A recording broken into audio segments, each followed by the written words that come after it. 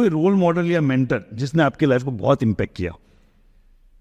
या biggest role model और you can say mentor और you can say everything for me is my father. वाह.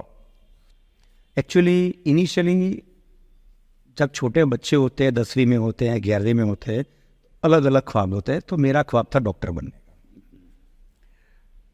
अगर बना तो बहुत बनता, नहीं बना हूँ भगवान की दुआ. तो 10th में था तो मेरी साइंस लेने की इच्छा हो गई और पापा सीए थे तो उनका ये सपना था कि मेरा बेटा मेरी लीगेसी आगे बढ़ाए.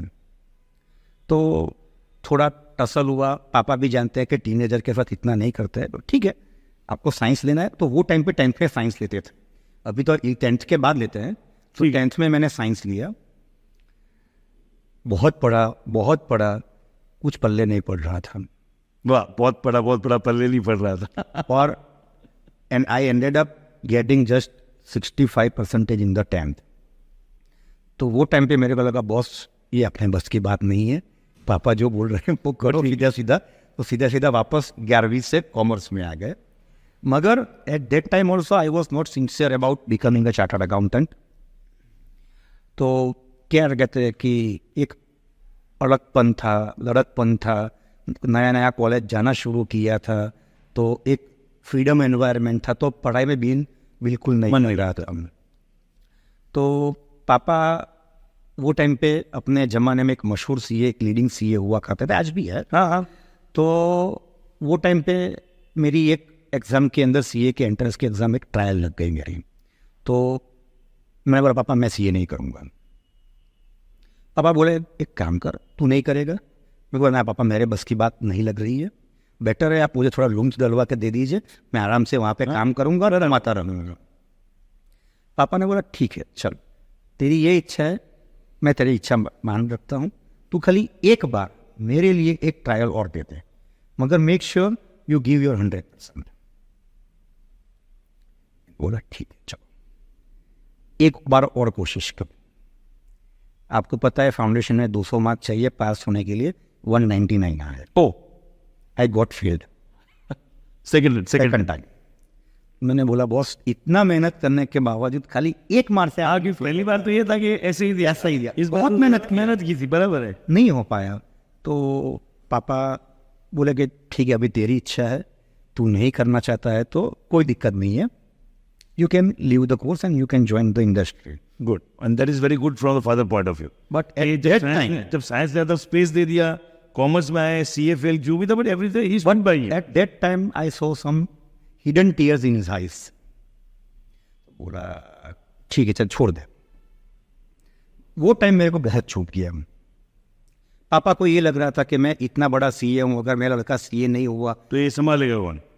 तो फिर मैंने वापस डबल जी जान लगा के मेहनत की और उसके बाद हर एक एग्जाम मैं फर्स्ट ट्रायल में क्लियर किया. क्या?